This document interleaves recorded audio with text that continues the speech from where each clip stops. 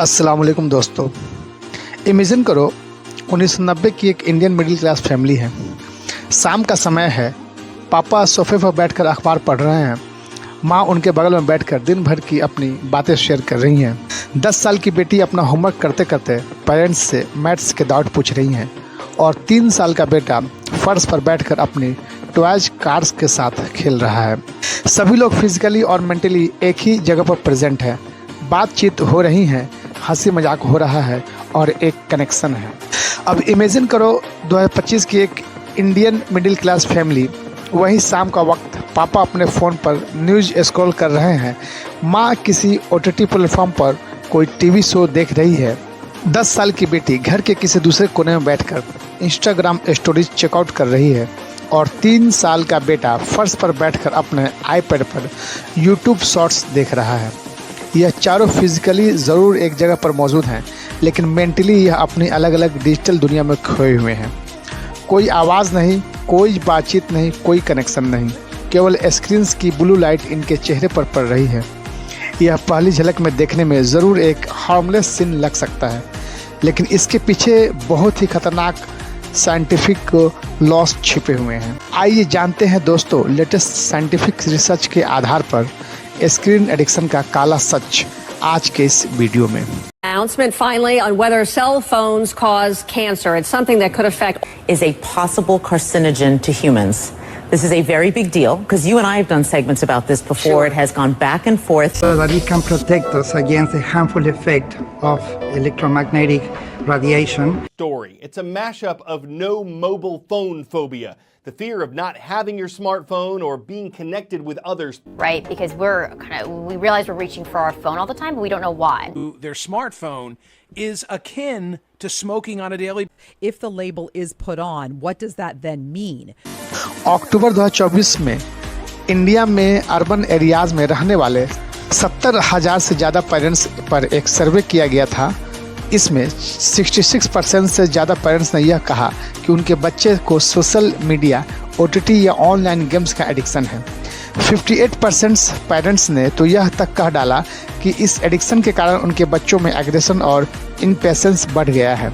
लेकिन सबसे alarming statistics यह है, वर्ल्ड हेल्थ ऑर्गेनाइजेशन रिकमेंड करता है कि 2 साल से कम उम्र के बच्चों का स्क्रीन टाइम 0 होना चाहिए और 2 से 4 साल की उम्र के बच्चों का मैक्सिमम 1 आवर का स्क्रीन टाइम पर डे होना चाहिए।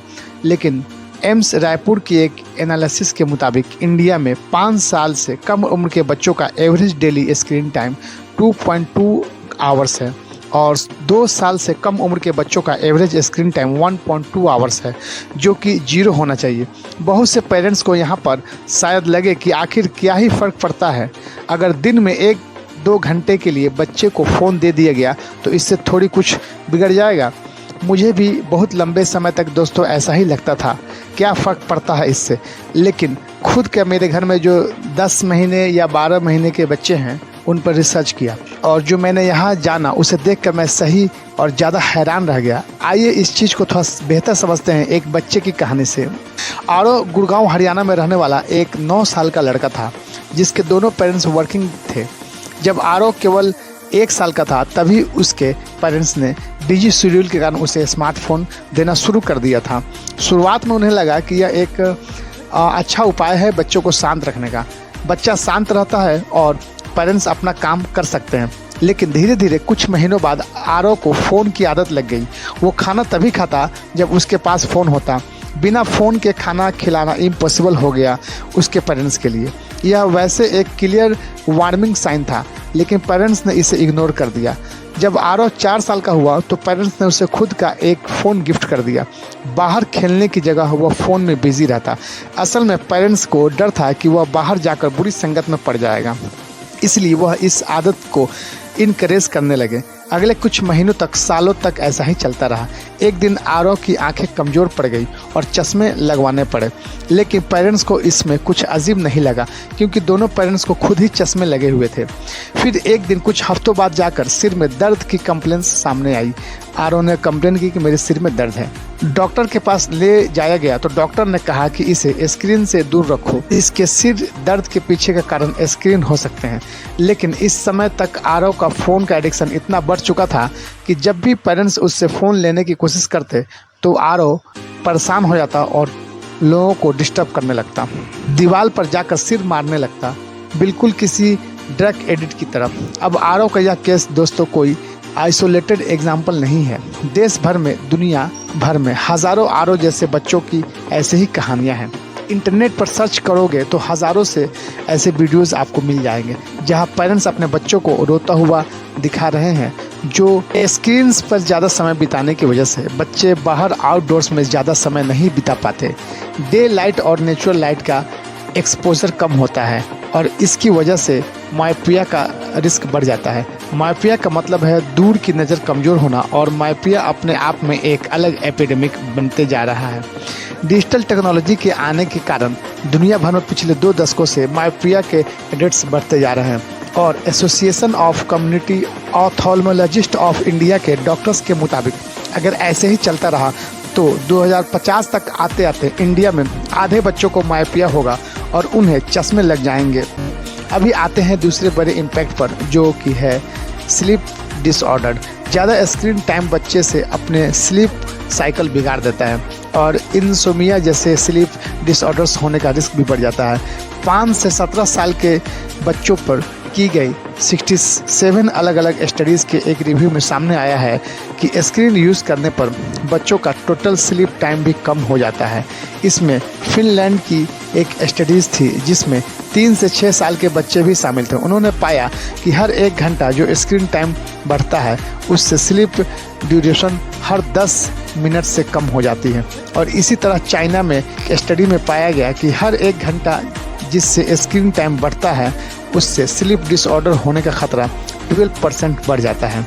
इसके पीछे का कारण है मेलेटोनिन हार्मोन, जो नींद की मदद करता है।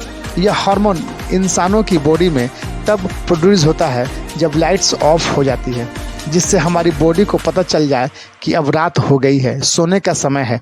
लेकिन इलेक्ट्रॉनिक डिवाइसेस से निकलने वाली लाइट्स इस हार्मोन को एक्सप्रेस कर देती है। इससे एक तो रात में देर से नींद आती है और दूसरा जो गहरी नींद होती है वो कम हो जाती है। यह इफेक्ट एडल्ट्स में भी देखने को मिलता है, लेकिन बच्चे और भी ज़्यादा सेंसिटिव होते हैं। बच्चों में मेलेटोनिन एक्सप्रेस एडल्ट्स के मुताबिक दुगना होता है और नींद पूरी न होने के कई सारे सेकेंडरी नेगेटिव इम्पैक्ट्स भी हैं। स्कूल में उनकी परफॉर्मेंस खराब हो जाती है, लर्निंग पर इम्पैक्ट पड़ता है और कई सारी और साइकोलॉजिकल प्रॉब्लम होने लगता है। रिस्क भी बढ़ जाता है, जैसे कि इन सोते हुए बच्चों के वीडियो देखिए। सोते सोते भी नींद में या हवा में स्क्रॉल किए जा रहे हैं। स्क्रीन एडिक्शन का एक बहुत बड़ा संकेत है। तीसरा पॉइंट है ओबेसिटी। ज़्यादा स्क्रीन टाइम की वजह से बच्चों में मोटापा का खतरा भी बढ़ जाता है। इसके पीछे का कारण भी ऑब्वियस है। बच्चे बाहर जाकर कम फिजिकल एक्टिविटी में पार्टिसिपेट करते हैं क्योंकि वो घर में बैठकर स्क्रीन देखते रहते हैं। एक बड़ा ही शॉकिंग फैक्ट इसको लेकर सामने आया अमेरिका में आज के दिन बच्चे जेल में बंद कैदियों से भी कम समय आउटडोर्स में स्पेंड करते हैं। इसी तरह यूके में जब एक सर्वे में 1000 बच्चों से पूछा गया कि उनके स्कूल में स्पोर्ट्स को लेकर क्या सोचना है, तो 23% बच्चों का कहना था कि कंप्यूटर पर वीडियोस गेम खेलना भी एक एक्सरसाइज है। मैंने पहले बताया था कि कैसे बहुत से पेरेंट्स अपने बच्चों को खाना खिलाने वक्त हमेशा फ़ोन दिखाते हैं, खाना खाते वक्त हमेशा स्क्रीन टाइम होना। और यह भी चीज़ स्टडीज़ में देखी गई कि स्क्रीन का इस्तेमाल करते वक्त जो लोग खाना खाते हैं वो ज़्यादा कैलोरीज कंज्यूम करते हैं, जिससे उनका वेट बढ़ने का रिस्क भी और ज़्यादा हो जाता है। 18 महीने के शुभम की भी यही कहानी थी। वो तब तक खाना नहीं खाता जब तक उसकी माँ उसे फ़ोन पर कार्टून लगाकर नहीं देती थी। अगर आप एक पेरेंट हो और आपके घर में भी ऐसा ही कुछ कहानी चलती है तो डरने की ज़रूरत नहीं है। इन चीज़ों को रिवर्स किया जा सकता है। ज़रूरत है यहाँ पर आपको चाइल्ड साइकोलॉजी और ब्रेन साइंस समझने की। मुंबई, पुणे, अहमदाबाद और बेंगलुरु में किए गए एक सर्वे में सामने आया कि 80% से ज़्यादा मदर्स खाना खिलाते समय अपने बच्चों को टीवी दिखाती हैं ताकि वह शांति से खाना खा ले। लेकिन इससे बड़ा नुकसान होता है स्क्रीन पर ध्यान होने के कारण बच्चे खाना को ज़्यादा समय तक मुंह में रखते हैं, जिससे दांतों में कैविटी होने का खतरा बढ़ जाता है। वो खाने को अच्छे से चबाते नहीं हैं, जिससे डाइजेशन रिलेटेड इश्यूज हो जाते हैं। और ये सारी प्रॉब्लम्स तो आपको फिर भी छोटी मोटी लगेंगी। BBC 2024 की रिपोर्ट कहती है, mobile phone addiction is being compared to digital smoking. यानी जैसे स्मोकिंग ने एक ज़माने में हेल्थ क्राइसिस खड़ा किया था, वैसे ही मोबाइल एडिक्शन आने वाले दशक का सबसे बड़ा हेल्थ क्राइसिस बन सकता है। CNN हेल्थ की एक स्टडी बताती है कि औसतन एक इंसान दिन में 150 बार फ़ोन चेक करता है। मतलब हर 5-6 मिनट में हमारा दिमाग फ़ोन की तरफ भागता है। वर्ल्ड हेल्थ ऑर्गेनाइजेशन यानी WHO ने डिजिटल एडिक्शन को एक मेंटल हेल्थ कंसर्न बताया है। उनके अनुसार 10 में से 6 युवा रोज़ाना 6 से 7 घंटे सिर्फ मोबाइल पर बिताते हैं। अब भारत की तस्वीर क्या है वो आपके सामने नजर आएगी। टाइम्स ऑफ इंडिया 2025 की रिपोर्ट के मुताबिक भारत में औसतन एक यूजर का screen time 4.9 hour per day है, यानी 5 घंटे के अप्रोक्स हर रोज है। लेकिन जनरली 18 से 25 साल का एवरेज स्क्रीन टाइम 7 घंटे तक पहुंच चुका है। NCRB डेटा 2023 में दर्ज हुआ कि भारत में करीब 20% रोड एक्सीडेंट्स का कारण मोबाइल फ़ोन है। या तो ड्राइवर फ़ोन पर था या पैदल यात्री स्क्रीन को देखते हुए सड़क पार कर रहे थे। IIT दिल्ली की स्टडीज में पाया गया कि लगातार मोबाइल यूज़ करने से अटेंशन स्पैन घटकर सिर्फ 8 सेकंड रह गया है। स्टूडेंट्स और प्रोफेशनल्स पर असर क्या है वो देखते हैं। स्टैनफोर्ड यूनिवर्सिटी की स्टडी में पाया गया कि ज़्यादा मोबाइल इस्तेमाल करने वाले स्टूडेंट्स में प्रोडक्टिविटी कम और स्ट्रेस ज़्यादा होता है। माइक्रोसॉफ्ट की रिसर्च बताती है कि डिजिटल ओवरलोड के चलते दिमाग लगातार डोपामाइन हिट्स का आदी हो जाता है।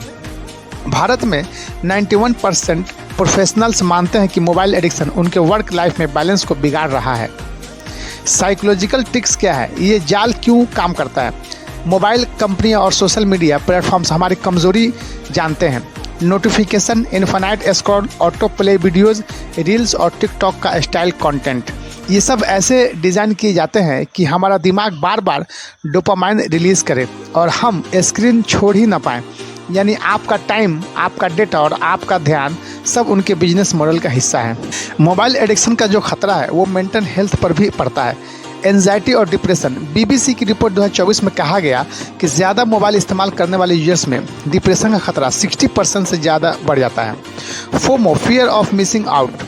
हर नोटिफिकेशन हमें ऐसा महसूस कराता है कि अगर हमने अभी चेक नहीं किया तो हम पीछे छूट जाएंगे। Attention span crisis. माइक्रोसॉफ्ट की रिसर्च बताती है कि आज का यूज़र मुश्किल से 8 सेकंड तक ही किसी चीज़ पर ध्यान टिका पाता है। मतलब आरो और रोहन जैसे लाखों स्टूडेंट्स का दिमाग अब डीप वर्क नहीं कर पाता है। फिजिकल हेल्थ पर भी इसका असर पड़ता है। नींद की कमी। स्टैनफोर्ड की एक स्टडी कहती है कि 70% स्टूडेंट्स देर रात तक मोबाइल चलाने की वजह से इंसोमिया यानी नींद की बीमारी झेल रहे हैं। आंखों पर असर। EOI 2025 ने रिपोर्ट दिया कि 25 साल से कम उम्र के युवाओं में आई स्ट्रेन और चश्मे की समस्या 40% बढ़ चुकी है। Body posture. लगातार मोबाइल झुककर इस्तेमाल करने से टेस्ट नेक सिंड्रोम और रीढ़ की हड्डी जैसी प्रॉब्लम्स कॉमन हो गई हैं। रिलेशनशिप पर भी इसका असर पड़ रहा है। Virtual connection, real disconnection. CNN की रिपोर्ट कहती है कि औसतन लोग अपने पार्टनर या दोस्तों से कम और फ़ोन से ज़्यादा समय बिताते हैं। फैमिली टाइम का क्राइसिस। एक सर्वे के अनुसार 65% पेरेंट्स मानते हैं कि बच्चे डिनर टेबल पर भी फ़ोन से चिपके रहते हैं। असल ज़िंदगी में बातचीत कम, इमोजी और चैट ज़्यादा है। प्रोडक्टिविटी पर भी असर है। वर्क और स्टडीज़ पर असर। लगातार नोटिफिकेशन दिमाग को सैलो वर्क्स में फंसा देता है। TOI की रिपोर्ट कहती है कि एक बार फोकस टूटने के बाद दोबारा कंसंट्रेशन बनाने में औसत 25 मिनट लगते हैं। आरो और रोहन जैसे लाखों स्टूडेंट्स कॉम्पिटिटिव एग्जाम्स की तैयारी करते हैं, लेकिन हर 10-15 मिनट में इंस्टाग्राम खोलने की आदत उन्हें उनके ही सपनों से दूर कर देती है। असली खतरा क्या है? मोबाइल एडिक्शन की सबसे खतरनाक बात यह है कि ये धीरे धीरे होता है। आपको पता भी नहीं चलता कि कब फ़ोन आपकी ज़िंदगी का हिस्सा से फ़ोन आपकी ज़िंदगी का मालिक बन गया है। जैसे WHO ने कहा है, digital addiction is the slow poison of the 21st century. Mobile addiction से बचने के क्या उपाय हैं? इससे कैसे बचा जा सकता है? टॉक्स की बात करते हैं। BBC की एक रिपोर्ट बताती है कि हफ्ते में सिर्फ एक दिन डिजिटल डिटॉक्स करने से एंजाइटी और स्ट्रेस में 30% तक कमी आती है। कोशिश करें रविवार को बिना सोशल मीडिया के बिताएं। उस दिन बाहर घूमिए, किताब पढ़िए या दोस्तों से आमने सामने बातें कीजिए। सेकेंड पॉइंट हम कह सकते हैं कि स्क्रीन टाइम को लिमिट कीजिए, लिमिटेशन में डालिए। एप्पल और एंड्रॉयड दोनों डिजिटल वेलिंग या स्क्रीन टाइम फीचर होता है। हर ऐप पर टाइम लिमिट लगाएं, जैसे इंस्टाग्राम 30 मिनट, यूट्यूब 1 आवर। पूरे होते ही ऐप लॉक हो जाएगा। Notification on management. CNN की रिपोर्ट 2024 के मुताबिक 60% नोटिफिकेशन अननेसेसरी होते हैं, जिसका कोई काम नहीं है, वो बेकार के नोटिफिकेशन होते हैं। तो ऐसे बेकार के नोटिफिकेशन को बंद कर दीजिए, सिर्फ ज़रूरी कॉल्स और मैसेज के अलर्ट देखिए। टाइम्स ऑफ इंडिया ने रिपोर्ट किया है कि जिन स्टूडेंट्स ने रोजाना 30 मिनट फिजिकल एक्टिविटी की, उनका स्क्रीन टाइम औसतन 2 घंटे कम हो गया है। स्पोर्ट्स खेलिए, दोस्तों और परिवार से फेस टू फेस बातें कीजिए, नेचर वॉक्स की आदत डालिए। अब बात करते हैं बेड टाइम्स रूल की। स्टैनफोर्ड यूनिवर्सिटी की स्टडी कहती है कि सोने से 1 घंटा पहले फ़ोन का इस्तेमाल बंद करने वाले लोगों की नींद 40% बेहतर हुई। रात में ब्लू लाइट दिमाग को जलाए रखती है, इसलिए सोने से 1 घंटा पहले फ़ोन दूर रख दीजिए। कंक्लूजन, रोहन और आरव की कहानी सिर्फ उसकी नहीं, हम सब की है। आज मोबाइल हमारी ज़रूरत है, लेकिन जब यही ज़रूरत लत बन जाए तो ज़िंदगी बर्बाद कर देती है। WHO यानी वर्ल्ड हेल्थ ऑर्गेनाइजेशन कह चुका है, technology should be used as a tool not as a master. तो सवाल आपसे, आपका स्क्रीन टाइम रोज़ कितना है? क्या आप अपने फ़ोन को कंट्रोल कर रहे हैं या फ़ोन आपको कंट्रोल कर रहा है? कमेंट्स में बताइए। और हाँ, अगर ये वीडियो आपको पसंद आई हो तो अपने दोस्तों के साथ शेयर ज़रूर कीजिए, शायद उन्हें भी आईना देखने की ज़रूरत है। Please like, share and subscribe my channel. जय हिंद।